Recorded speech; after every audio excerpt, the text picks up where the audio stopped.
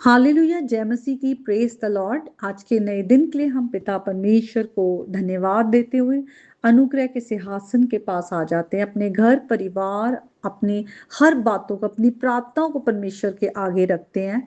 परमेश्वर का अनुग्रह मांगते हैं कि परमेश्वर हमारी मदद करे। खास करके जब हम आज के वचन को पढ़ें, वचन हमारे जीवन से हर अंधकार के काम, हर शैतानी बंधनों को तोड़ दे। आज परमेश्वर का जो वचन है, हमें वो आज हमारी बुद्धि को खोल दे, ताकि हम वचन को वैसा समझ पाए जैसा परमेश्वर चाहते हैं, और पवित्र आत्मा के सामर्थ्य के द्वारा हम वचन पर चलने वाले बने।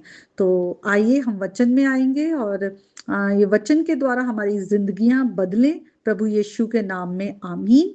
आज का वचन जो है वो याकूब की पत्री से है, उसके 4 अध्याय से, और हम 7 से लेकर 10 आयतों तक पढ़ेंगे।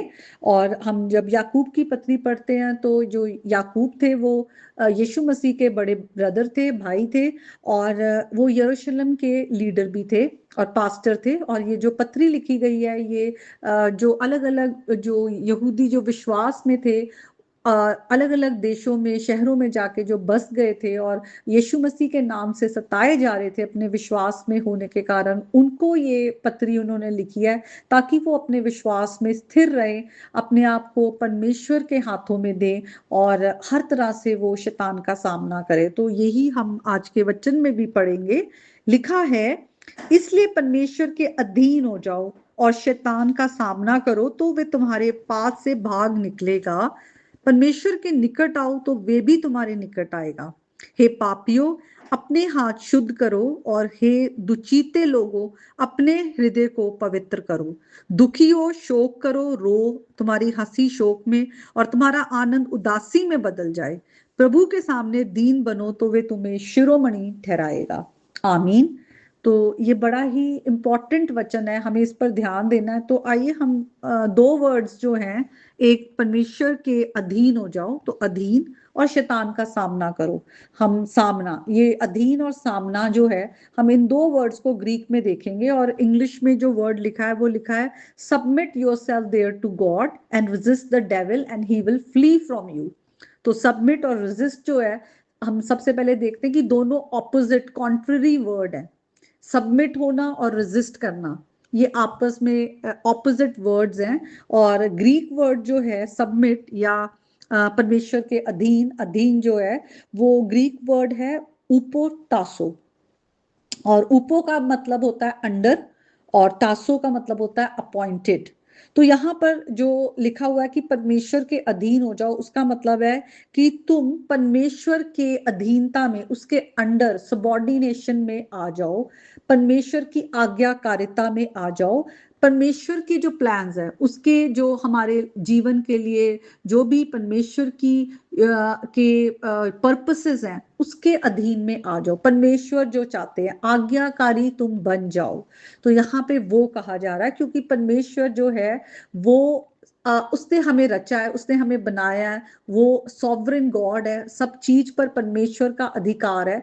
तो हमें भी परमेश्वर की अधीनता में आना है। जब हम वचन को पढ़ते हैं तो हम पूरा एक ऑर्डर देखते हैं हर एक जगह पर।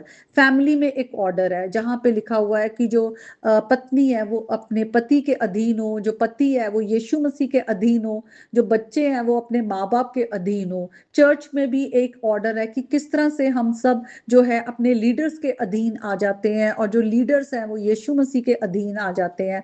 जब हम ट्रिनिटी में, जब हम पिता, पुत्र और पवित्र आत्मा में देखते हैं, वहां भी एक ऑर्डर देखते हैं, किस तरह से जो बेटा है वो अपने पिता के अधीन है, और जो पवित्र आत्मा है वो यीशु मसीह और पिता को किस तरह से वो हर वक्त एग्जॉल्ट करते हैं।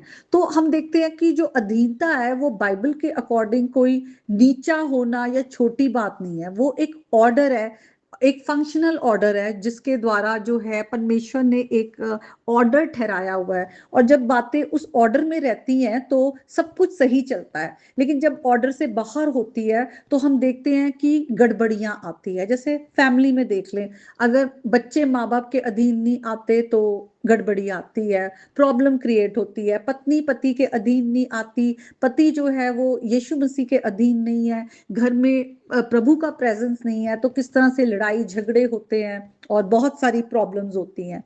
तो अधीनता कभी भी बुरा नहीं है। और हम चर्च में देखते हैं किस तरह से जब लोग आपस में एक दूसरे की अधीनता में, जो ऑर्डर सेट है, अपने लीडर्स के अधीन नहीं आते हैं और गलत तरीके से रहते हैं, या फिर लीडर्स जो हैं वो प्रभु के अधीन नहीं आते, अपनी मन मर्जी करते हैं, लालच करते हैं, पैसों के लिए लोगों को मैनिपुलेट करते हैं, उनका फायदा उठाते हैं, तो चर्च में भी डाइसेंशन, फ्रिक्शन, लड़ाई झगड़े आते हैं। तो अधीनता होना जो है परमेश्वर की ओर से ठहराया गया है, इसलिए हमें सबसे पहले है हमें परमेश्वर के अधीन होना है। और जो परमेश्वर का वचन कहता है कि हमें किस तरह से अपने लीडर्स के अधीन होना है, अपने परिवार के अधीन होना है, बच्चों को आज्ञाकारी बनना है, पत्नी को जो है अपने पति के अधीन जो है उसको ऑनर करना है, तो वो चीजें बहुत ही जरूरी है। दूसरी बात जो हम देखते हैं, दूसरा वर्ड है वो शैतान का सामना करो। अब यहाँ पे जो वर्ड है वो है ग्रीक वर्ड, हम देखते हैं एंटीस्टेमी। तो उसका मतलब क्या है? एंटी का मतलब होता है अपोज करना, किसी चीज के अगेंस्ट आना। और जो हिस्टेमी है खड़े रहना, खड़े रहकर शैतान का सामना करना, उसको रेजिस्ट करना, उसको रोकना। और जब हम इस बात को देखते हैं कि हम शैतान का जब सामना करते हैं वो हमसे भागता है, हम शैतान का सामना कैसे करते हैं? उसकी हर वो बात को अपोज करते हैं जो उसकी ओर से आती है, जो हर एक बुरी बातें जो उसकी वो हमारी और किसी भी तरह की परीक्षाएं या टेम्पटेशंस लेकर आता है।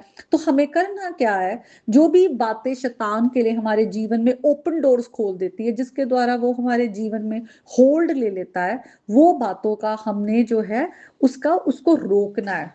अगर परमेश्वर का वचन कहता है कि हमें अपने मुंह से गलत नहीं बोलना, तो हम गलत ना बोलें, अपनी आंखों से हम गलत चीजों को ना देखें। जो चीजें सारी ओपन डोर्स है, हमारे जीवन में अंधकार लाती है, हमारे जीवन में पाप लेकर आती है, हमें गलत काम नहीं करने, गलत सोचे नहीं रखनी, गलत चीजों की जो है हमें उसकी इच्छा नहीं रखनी। तो हमें जो हम शैतान का सामना करते हैं, उसको रोकते हैं, उसको रेजिस्ट करते हैं। क्योंकि अदन के बाग में भी जो हवा है वो पहले उस पेड़ के पास खड़ी हुई थी, वो शैतान आया, उसका पेड़ की तरफ जो था फल की तरफ ध्यान किया, उसको बातों में उलझाया और उसको परीक्षा में गिराया और उन्होंने गुनाह किया। तो जब हम शैतान को मौका देते हैं कि वो हमारे जीवन में आए, हम उसको ओपन डोर्स देते हैं किसी भी तरह, जब हम गलत चीजों को भी, जो खुदा का वचन हमें कहता है हमें गलत चीजों को नहीं देखना, हमें आंखों से नहीं पाप करना, अपने जीवन में अंधकार लेकर नहीं आना, अपने मुंह से पाप नहीं करना, हम गलत बात ना बोले, लड़ाई झगड़े ना करें, किसी की बुराई ना करें, हम गलत विचार ना रखें, जो परमेश्वर की धार्मिकता है उसमें हम चले होली स्पिरिट के द्वारा। क्योंकि हम अपने आप में हम हमेशा कमजोर होते हैं, हमें खुदा का सामर्थ अनुग्रह चाहिए, तो हम शैतान का सामना करते हैं। तो इन बातों को हम अपने जीवन में प्रैक्टिस करें। और लिखा हुआ है कि हम क्या करें? परमेश्वर के निकट आए, तो वो हमारे निकट आता है। हम परमेश्वर की ओर बढ़ते जाएं, हमें वचन में बने रहना, क्योंकि वचन के द्वारा ही हम सच्चाई को जान पाते हैं और अपने गुनाहों का हमें अंगीकार करना है। इसलिए लिखा हुआ है कि शोक करो और तुम दुखी हो, अपने गुनाहों के लिए रिपेंट करो जो तुम्हारे गुनाह है। क्योंकि जब हम अपने गुनाहों को मानते हैं तो परमेश्वर हमें माफ करते हैं और यीशु के लहू से हम धुलकर हम प्रभु के आगे धर्मी ठहराए जाते हैं। जब हम प्रभु पर विश्वास करते हैं कि उसके लहू के द्वारा ही हमारे गुनाहों की माफी है।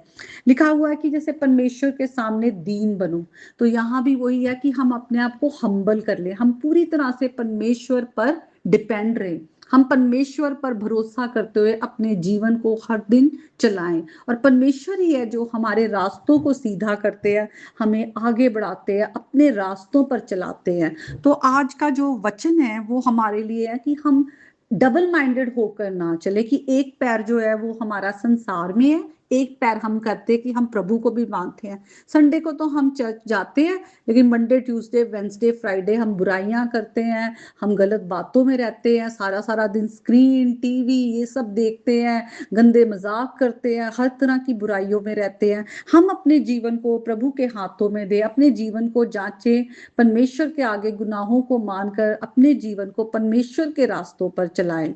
तो आज का ये वचन है, परमेश्वर के अधीन हो और शैतान का हर उसकी बातों का, गलत बातों का विरोध करें।